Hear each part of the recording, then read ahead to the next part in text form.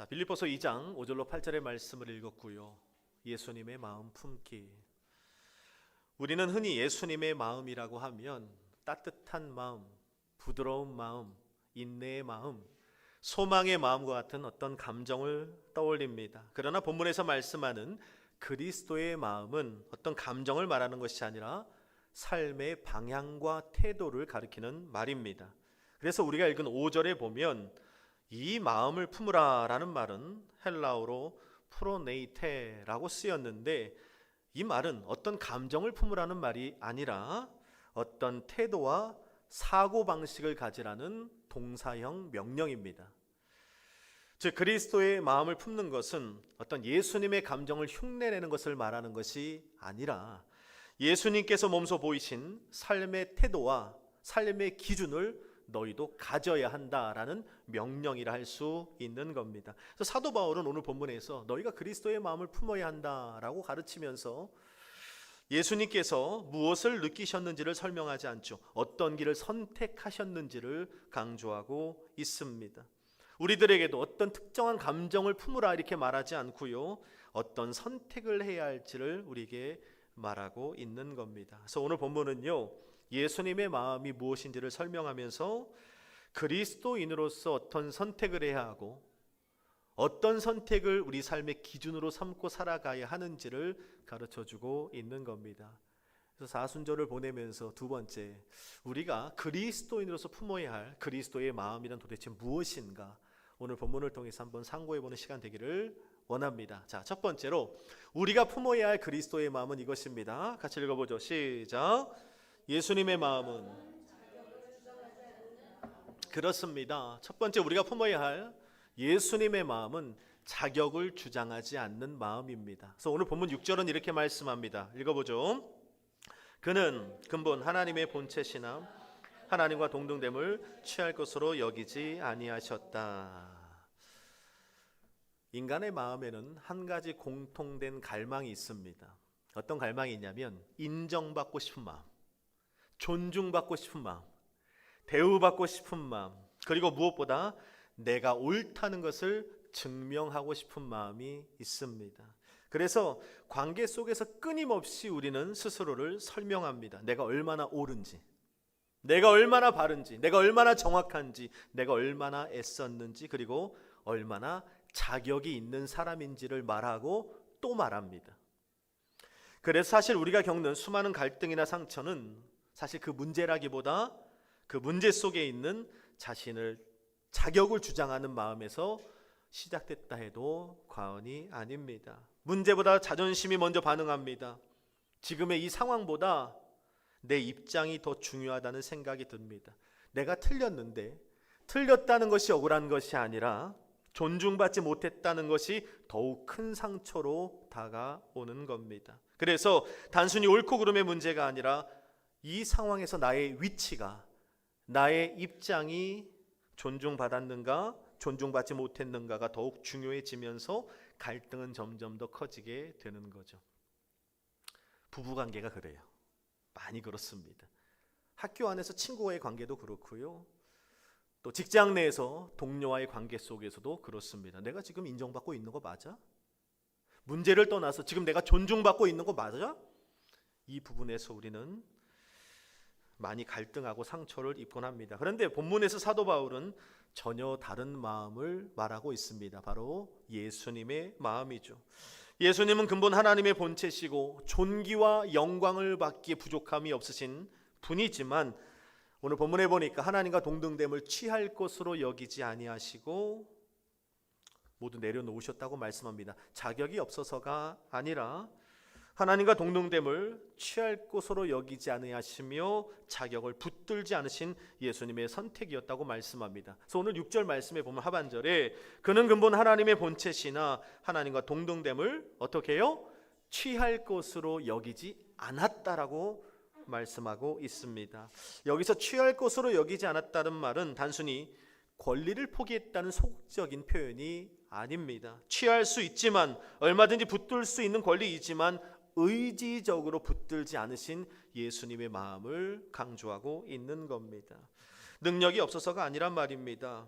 의지적으로 취할 것으로 여겨진 예수님의 선택이었음을 말씀하고 있는 겁니다. 이 마음을 바로 그리스도인 된 우리들이 품어야 할 마음이다 말씀하고 있는 겁니다. 마땅히 가질 수 있지만 내려놓는 마음입니다. 옳음을 증명할 수 있지만 그 옳음을 주장하지 않는 마음입니다. 이길 수 있지만 오히려 져주는 마음입니다. 존중받아야 하지만 먼저 섬겨주는 마음이고요. 드러낼 수 있지만 감추는 마음입니다. 붙들 수 있지만 오히려 비우는 마음입니다. 심판할 수 있지만 도리어 품는 마음, 바로 이 마음이 예수님의 마음이고 사순절에 우리가 품어야 할 그리스도의 마음임을 강조하고 있는 겁니다. 한마디로 자격을 주장하지 않는 마음, 이것이 바로 예수님의 마음, 그리스도인의 마음이 되어야 한다는 겁니다. 제가 청소년 사역을 오래 하면서 국내외 유수의 많은 강사님들을 만났죠. 그리고 교제를 했습니다. 오셔서 말씀을 전해주시는 많은 강사님들 중에 가장 기억에 남는 강사님을 꼽으라면, 물론 오시는 분들마다 모두 다 귀한 말씀을 전해주셨고 은혜를 끼쳐주셨지만 제 주관적으로 가장 기억에 남는 분을 한 분 꼽으라면 저는 단연 김정식 목사님이라고 말합니다. 이분이 강의를 딱 마치고 난 후에 저랑 차를 마시면서 가장 먼저 하셨던 말씀을 제가 기억합니다. 뭐라고 하셨냐면, 한 목사야, 나는 말이다, 여느 연예인들처럼 내가 인기가 떨어져서 브라운관에서 사라진 것이 아니라 나는 내 발로 내려온 거야. 인기의 최절정에 있을 때 나는 내 발로 내려왔어. 왠지 알아? 목사님 왜 내려오셨습니까?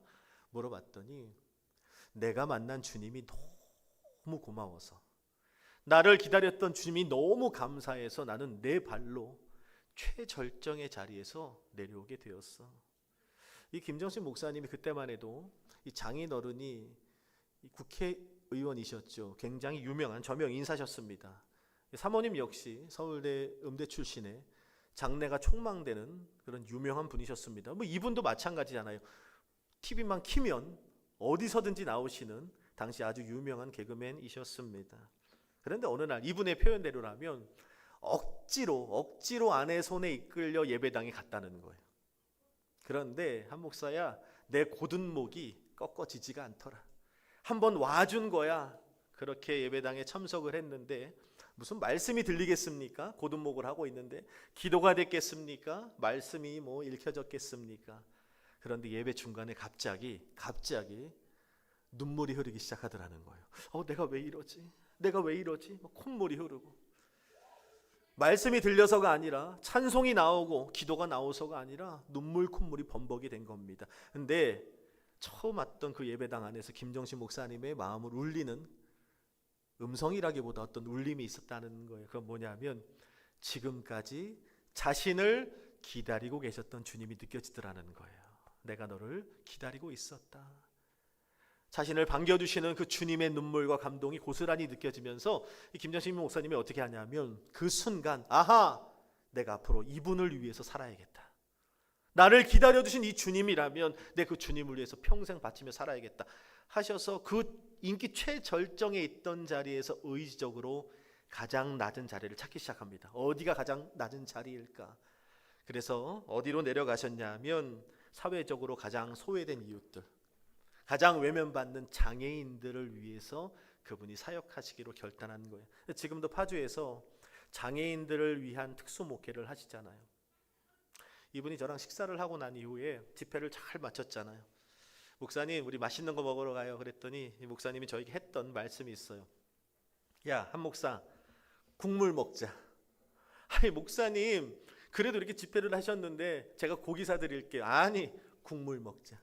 저는 이 목사님이요, 제 주머니를 생각해서 국물 요리를 이렇게 주문하신 줄 알았어요. 그래서 지금도 있지 않아요. 저 오남리라는 곳에 있는 순두부집에 가서 6,000원짜리 순두부를 사모님과 함께 이렇게 먹었던 기억이 있습니다.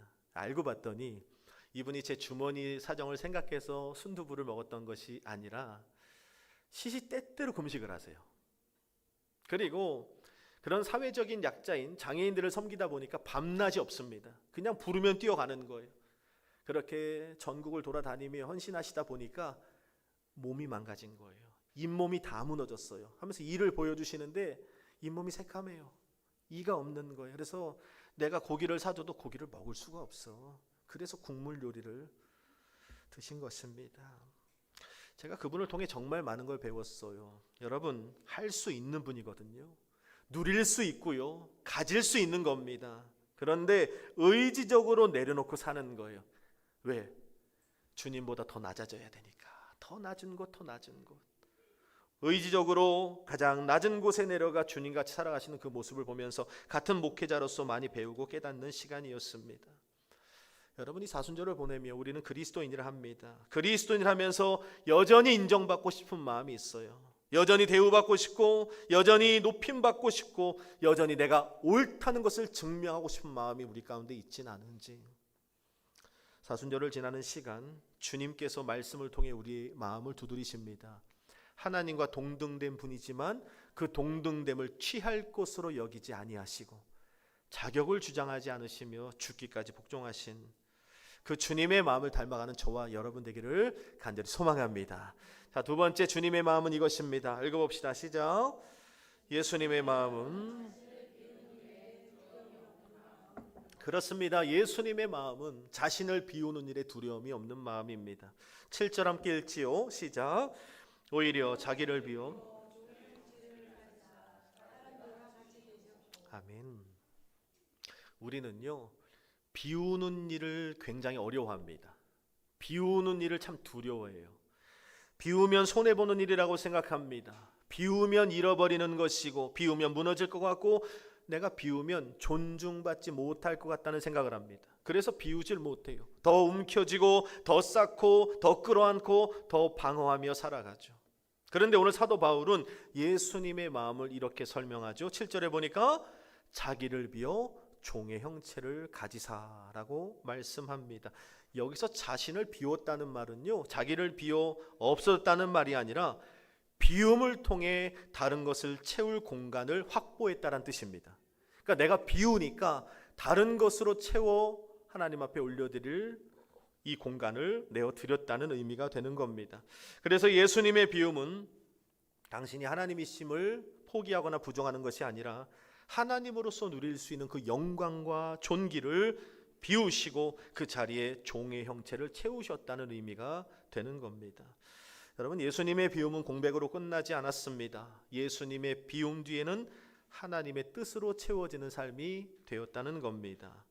예수님이 비우시자 그 비움의 자리에 십자가의 사명으로 채워졌죠. 그 비움의 자리에 하나님의 구원으로 채워지신 겁니다.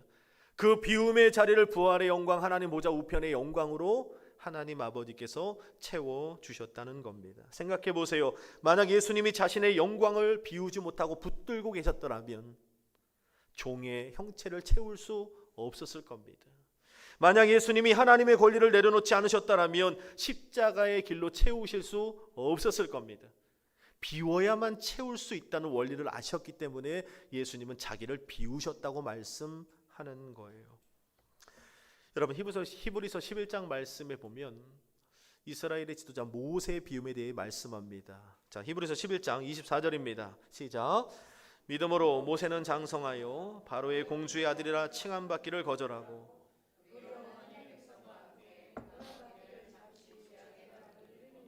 더 좋아하고. 모세는 애굽의 왕자로 살 수 있는 사람이었습니다. 그렇게 애굽 왕궁의 모든 것을 누릴 수 있는 사람이었죠. 부귀, 영화, 명예, 권세, 권력, 화려함, 스펙 등등. 오늘 우리들이 그토록 가지려고 아등바등 애쓰고 움켜쥐려고 노력하는 것들 아닙니까? 그런데 오늘 본문에 보세요.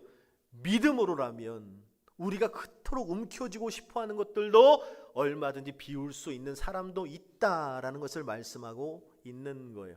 이걸 비우려면 믿음이 있어야 됩니다. 하나님을 향한 신뢰와 믿음이 있어야 한다는 거예요. 모세는 선택의 기로에 섰습니다. 화려한 애굽의 왕자로 살아갈 것인가, 아니면 그것을 비우고 하나님의 백성들과 함께 고난받기를 내 삶에 채울 것인가 선택해야만 하는 거예요. 두 길을 동시에 선택할 수는 없습니다. 애굽의 왕자도 포기하지 못하겠고 하나님 백성들과 함께 고난의 길을 걷는 사명도 포기하지 못하겠는 것, 이런 건 없습니다.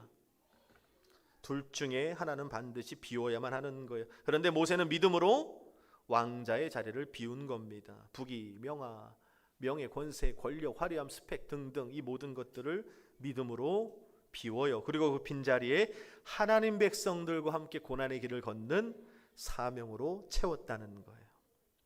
여러분, 세상의 눈으로 보면 모세의 비움은 손해입니다. 굉장히 미련하고 어리석은 선택입니다. 그러나 그 세상이 말하는 어리석고 미련한 선택을 하나님은 그대로 두지 않으셨죠.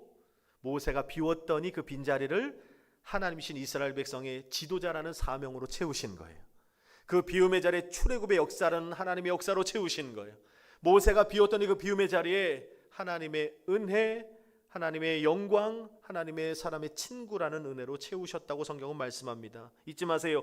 비움이 있었기에 하나님의 역사로 채워지는 겁니다.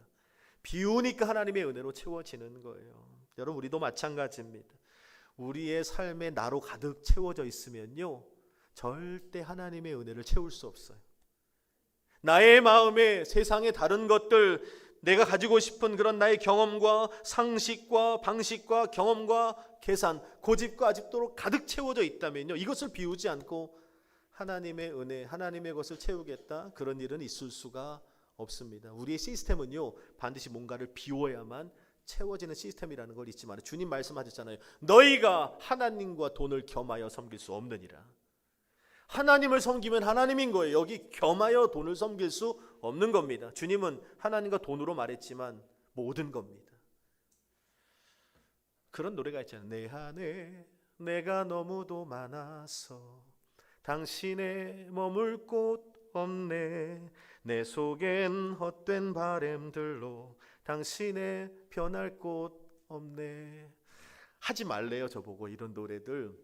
근데 저는 자랑스럽게 해요. 왠지 알아요? 목사가 가요를 못해야 그게 대단한 거예요. 그렇죠? 자, 내 속엔 내가 너무도 많으면 주님이 머물 자리가 없는 거예요. 나를 비울 때 하나님의 나라가 임하는 거예요. 할렐루야. 우리의 마음은 반드시 하나를 비워야만 하나를 채울 수 있는 시스템입니다. 나를 비워야 하나님의 나라가 임하는 거예요. 용서로 채워라, 이번 사순절에 계속 말씀하잖아요. 그러면 내 안에 있는 미움을 비워야 합니다. 순종으로 채우려면 내 아집을 비워야 합니다. 하나님의 뜻으로 채우기 원합니다 하면 나의 계산을 비워야만 하는 거예요. 우리가 겸손으로 채우려면 내 자존심을 비워야 하는 겁니다. 그래서 말씀을 통해 우리는 또 이 한 주간 그리스도의 마음, 비움의 삶을 살기 위해서 날마다 일마다 때마다 끊임없는 비움의 싸움을 싸우게 될 겁니다.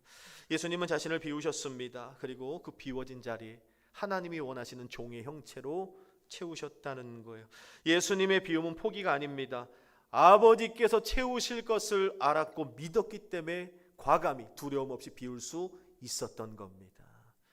여러분, 비움을 두려워하지 마십시오. 하나님이 채우실 겁니다.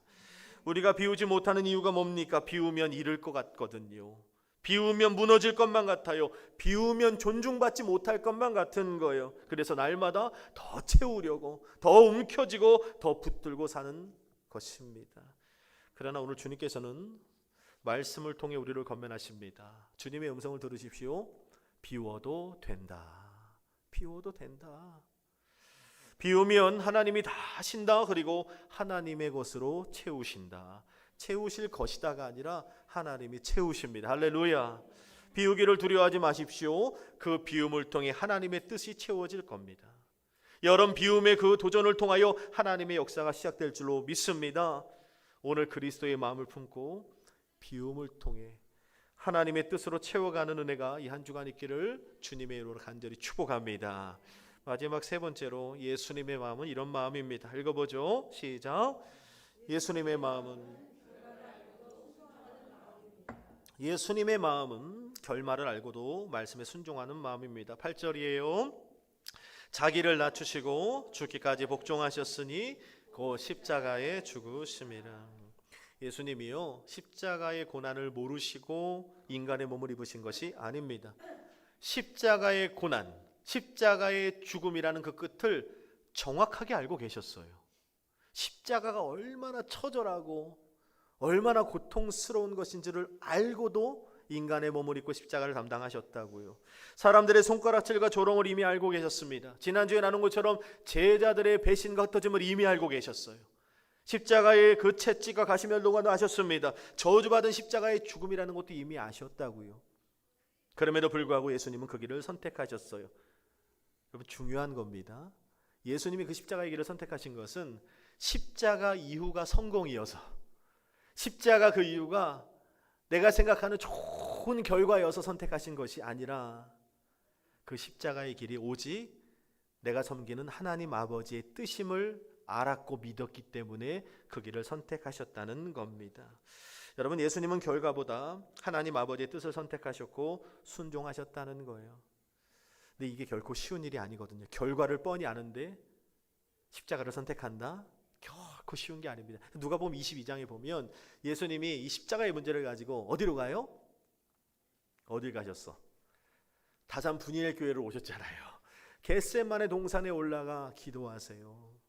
그냥 기도한 것이 아니라 성경에 보니까 무릎을 꿇고 힘쓰고 간절히 땀이 땅에 떨어지는 핏방울이 될 만큼 몸부림치며 기도하셨는데, 그 기도의 제목이 뭔지 아십니까?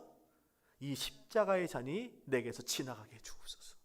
오직 이거였다고요. 그렇게 땀이 땅에 떨어지는 피방울 될 만큼 간곡히 하나님 앞에 기도하셨단 말입니다. 그런데 그 기도의 끝에 주님은 마지막으로 이런 기도를 올리십니다. 읽어보죠. 시작. 그러나 내 원대로 마시옵고 여보란다. 여러분, 아버지의 원대로 되기를 원한다는 이 고백은요, 쉽게 할 수 있는 게 아닙니다. 그러니까 하나님의 정하신 뜻에 순종한다는 건요, 결코 쉬운 게 아니에요. 어떤 분들은 말씀에 순종하는 것 할 수 있어요. 쉬워요. 결코 쉽지 않아요. 그건 얕은 순종이라서 그렇습니다. 누구나 할 수 있는 얕은 순종. 결정적인 순간에 주님이 질문하실 때가 있어요. 너 여기서 너의 끝이 지금 십자가인데 너 순종할 수 있겠어? 너희 가정의 끝이 십자가의 고난인데 이게 내 뜻이거든. 너 순종할 수 있겠니? 얘들아, 네가 이 뜻에 순종함을 통해서 캠퍼스 안에서 너희 미래 앞에서 너무도 많은 것들을 포기해야 하는데 너 이 길을 선택해 줄 수 있겠니? 대부분 내려놓거든요. 대부분. 여러분, 예수님께서 아버지 뜻에 순종하기 위해서 어떻게 하셨는지 아십니까? 간절히 기도하셨다니까요. 하다못해 이 누가복음 23절 말씀에 보면 예수님의 기도가 얼마나 간절했는지 하늘로부터 천사가 내려와 예수님의 기도를 도왔다고 말씀합니다. 그렇게 땀이 땅에 떨어지는 피방울 될 만큼 간절한 기도를 하시고 나서야 아버지 뜻에 순종할 수 있었다고 말씀하는 거예요. 여러분, 하나님의 결정적인 순간에 여러분 순종을 흔드실 때, 여러분 이런 기도가 아니고서는요 결코 순종할 수 없어요. 이만큼 기도하고 이만큼 무릎 꿇고 몸부림쳐야만 하나님의 뜻이 우리 안에서, 하늘에 정하신 뜻이 이 땅 가운데 이루어지는 겁니다. 십자가의 길이 성공의 길이었기 때문에 가신 게 아니었어요. 결과가 좋아 보여서 간 게 아니에요. 대부분 보면요, 예수 믿으면 복 받는다고 생각해요. 예수 믿으면 복 받는데요. 예수 믿으면 좋은 대학 가고요. 예수 믿으면 대기업에 취업한대요. 예수 믿으면 더 사이즈가 넓어지고 높아지고. 여러분, 저는요 요즘에 기도하면 그런 생각해요. 더 복 받으면 큰일 납니다. 이제는 우리나라는. 여러분, 결말이 고통일 것을 아셨지만, 십자가의 그 비참함을 아시지만 그 결과가 아니라 그것이 하나님 아버지의 뜻이었기 때문에 묵묵히 그 길을 가신 거예요. 여러분들의 순종은 어떻습니까? 우리는 순종 앞에서 계산기를 두드립니다. 이 순종의 끝에 내가 예상하는 결말이 기다리고 있는지 생각해보고 순종의 여부를 결정하곤 합니다. 이 선택이 나에게 유익한지 무익한지 확률 따지고 가능성 따져본 후에 결정합니다. 그러나 오늘 예수님의 순종은 성공을 계산하고 따르는 마음이 아니었습니다. 여러분, 믿음의 길은요 결과가 아니라 하나님 아버지의 뜻을 붙드는 것입니다. 그래서 오늘 우리가 그리스도의 마음을 품는다는 것은 성공이 보장된 길을 가겠다는 결정이 아니라, 때로는 그 길이 손해일 수 있고 고통일 수도 있고 십자가일 수도 있지만 그 길이 하나님의 뜻이라면, 당신의 뜻이라면 제가 가겠습니다. 이것이 그리스도의 마음을 품은 사람들의 삶이라고 말씀하고 있는 겁니다. 자, 오늘 저와 여러분들에게 주시는 주님의 도전은 무엇입니까? 그 끝이 십자가라 할지라도 쉽진 않아요. 오직 기도를 통하여, 간절한 기도를 통하여 아멘 할 수 있는 겁니다. 그 길을 선택하여 주님의 영광의 길을 가는 우리 다산분일교회 믿음의 권속들 되기를 바랍니다. 말씀을 정리합니다. 그리스도의 마음은 단순히 착한 마음, 따뜻한 마음이 결코 아닙니다. 예수님의 마음은 선택입니다. 첫 번째 뭐라 그랬어요? 자신의 자격을 주장하지 않는 마음. 아직도 옳음을 주장하고 싶고, 부부관계 사이에 친구와 직장 안에서 나를 존중받고 싶고 인정받고 싶어갖고 내 옳음을 증명하는 그런 삶 말고요, 누릴 수 있지만 때로는 하나님의 나라를 위해서 그 자격을 과감히 포기할 수 있는 그리스도의 마음. 두 번째는 자신을 비우는 것을 두려워하지 않는 마음이라고 했습니다. 여러분, 우리 마음은 결코 두 가지를 품을 수 없어요. 하나를 비워야만, 나를 비워야만 주님으로 채워지는 겁니다. 여러분, 과감히 비우세요. 비우는 일을 두려워하지 마십시오. 주님의 역사, 주님의 은혜로 채우실 겁니다. 세 번째는 결말을 알지만 순종하기를 선택하는 마음입니다. 십자가의 끝이 있지만 이게 아버지의 뜻이라면 제가 하겠습니다. 할 수 있는 저와 여러분 되기를 바랍니다. 사순절을 지나는 시간에 목사의 말이 아니라 주님의 음성을 들으십시오. 너희 안에 이 마음을 품으라. 곧 그리스도 예수의 마음이라. 기도합시다.